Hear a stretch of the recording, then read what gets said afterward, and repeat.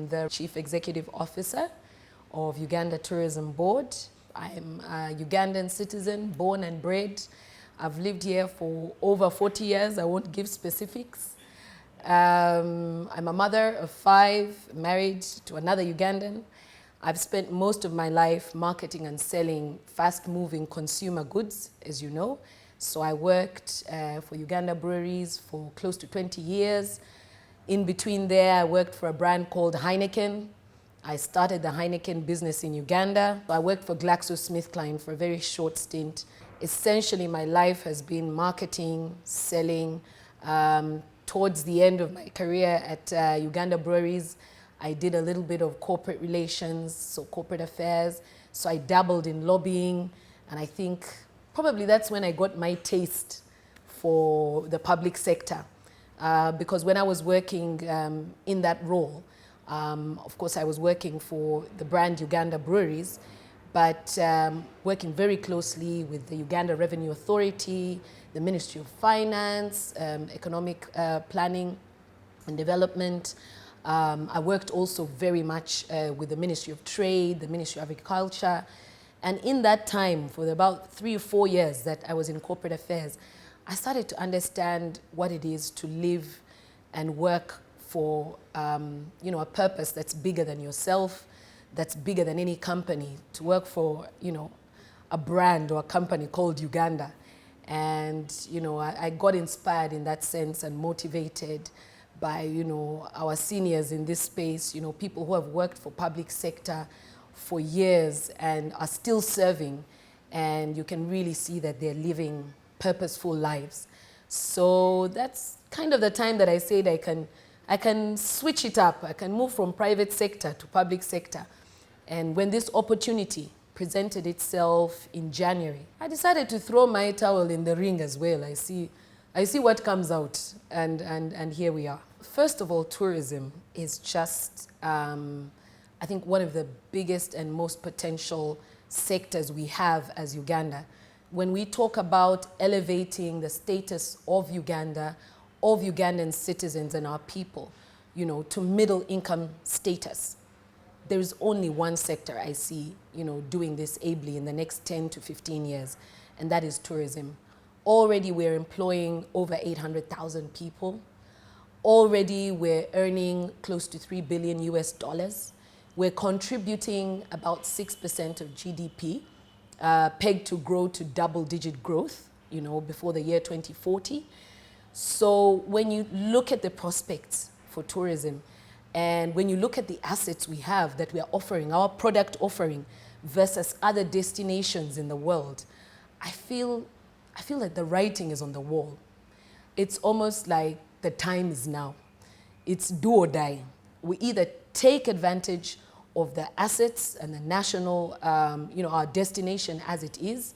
We either start to develop products here and to intentionally invest behind the tourism sector, or we're going to be at a great loss versus the rest of the destinations in the world.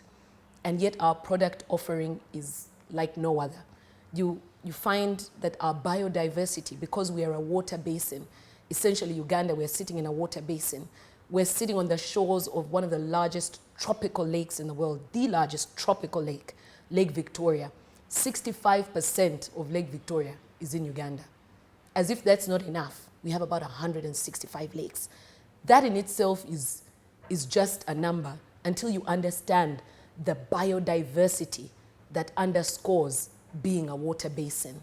So the birds, 1,000 species of birds. The primates, 20 species of primates.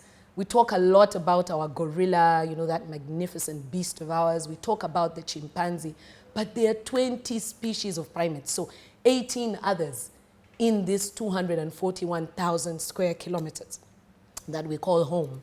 So sometimes I get emotional, actually, just thinking about Uganda and the product offering and the potential that we have to earn. So it's one thing to have a wildlife offering, a national park, but when people get there, how do you immerse them? We're looking in the short term as Uganda Tourism Board and my team, we're looking at developing our products into a fully immersive experience. We're talking experience and not product offering. We're talking 360-degree immersion. When you come to Uganda, we must not only touch your sense of sight. We want to excite, to stimulate all your 5 senses. So when you reach Uganda, we must excite your, or stimulate your sense of smell, your sense of sound, your sense of taste, your sense of touch. All those are available to us because of our product offering. Our biodiversity, the people, the culture, the heritage, our wildlife. You know, I like to talk about, in the short term already I've discovered, we don't just have the big 5. We actually have the big 8. That's what I'm calling them. When I came, they were saying, yes, big 7, because we have the big 5 that are known across Africa. You know, the lion, the elephant, the rhino, the buffalo, the leopard. But there is the other 2 that we also offer, the chimpanzee and the gorilla. Those are the big 7. The 8th, what I'm calling the big 8 of Uganda, the 8th is us, the Uganda. We are the 8th national asset in this particular part of the world. There is nothing like a Ugandan that you'll experience across the rest of Africa. And I can unpack that if we had enough time in this interview. But, you know, Ugandans, we are renowned for our hospitality, our friendliness, our sense of humor. You know, we have international comedians, the Ankansimes. You come to Uganda, I don't know any foreigner, tourists aside, even people that come for business, I don't know any foreigner who doesn't want to stay longer, who leaves this place without, you know, an experience of, when can I come back? I just love the way people in Uganda behave, the way they treat me, the way they smile. You ask someone for directions to Kitante Road, let me take you. That's the first response. Rarely will someone say, take a right, take a left, what? Maybe it's because we don't know the directions, I don't know. But mostly, it's, I want to go to Kololo. I want to go to Kawempe. How do I find my way to Kalere? And somebody gets either on the border with you, in the car with you, or on foot. Let's go, Kankulageyo. So that kind of attitude, it's a rare one. We must not take it for granted. It's a rare one. So the 8th national asset, the 8th national product that we are offering as a destination is the Ugandan. That package called the Ugandan. What I've seen and what we're learning as we grow, and this is a best place to be at, we're in growth. When you look at the growth curve, we're actually on the slope going upwards. Not to quote the Minister of Finance. I want to assure you people and assure the country, the economy is now on. But we are actually on upwards trajectory. So we're in the best position, I think, as a destination, because we're learning from our neighbors.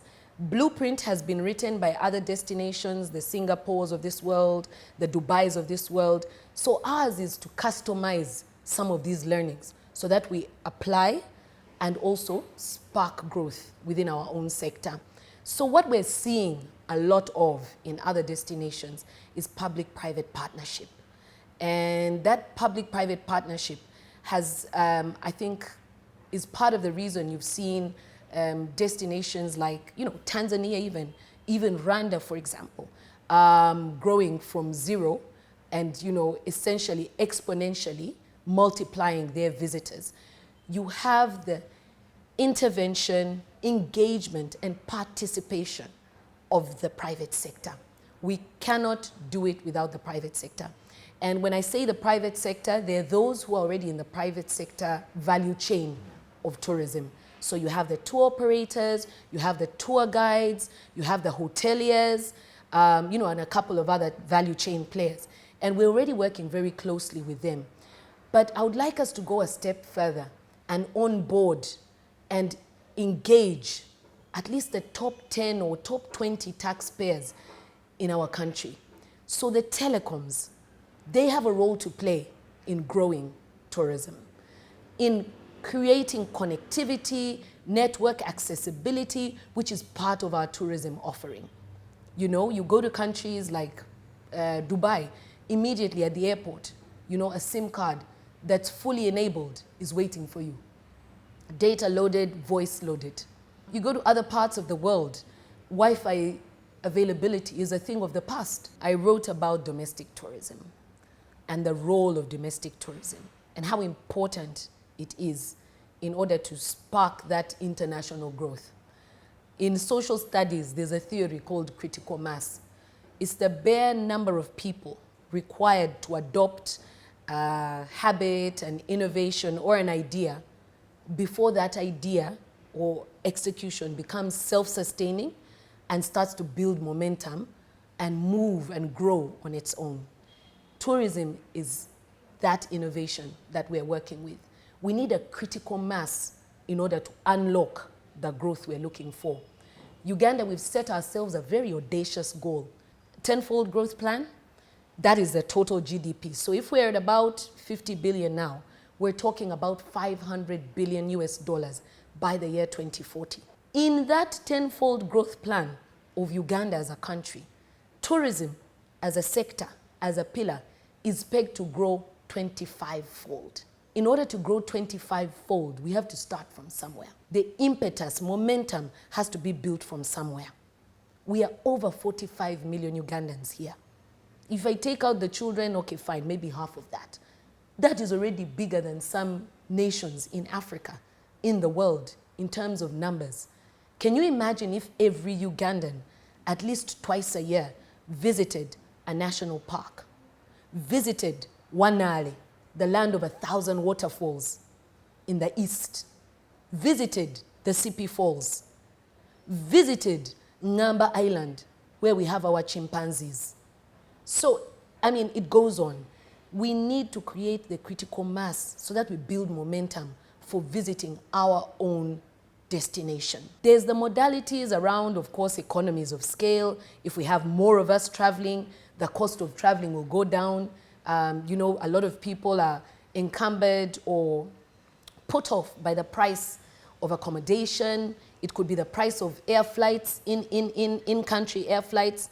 To fly to Arua, it's in excess of $400. That's not really accessible to the average Ugandan.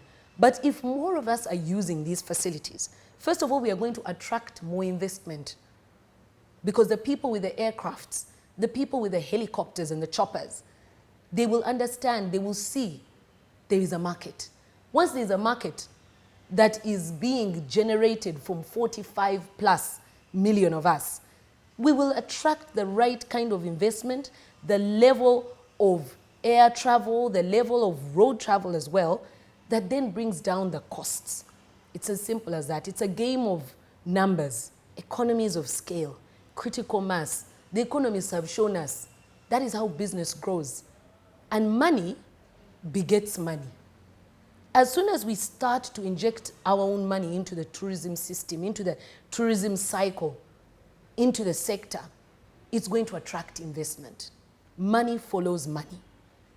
Open door policy is, I guess, something that I learned way back in my career, which, you know, at Uganda Breweries, and I've used everywhere else I've worked. I used at Heineken. It made me a much more accessible and approachable leader. And once you're open, that gives birth to ideation. It allows for the team to be creative. It allows for, you know, ideas to be bounced off each other openly. And not every idea obviously is good, but it also allows for the good ones then to be staved off, because it's open door. Everybody can hear everybody's ideation and, you know, that conversation going on. So for me, in terms of open door policy, I encourage all my leaders here as well. I'm not the only leader. We're all leaders in our own right. But as soon as you open your door, it's a stance. Physically, the door is open, but emotionally, spiritually, you're more receptive. It means you're open to discussion. You're open to criticism even. You're open to feedback. And those are the most powerful leaders on earth. Leaders that take feedback as good as they give it. And you can't do it with a closed door between you. So it needs to be a, you know, a rotating, revolving conversation. If I met 25-year-old Juliana today, I would have said,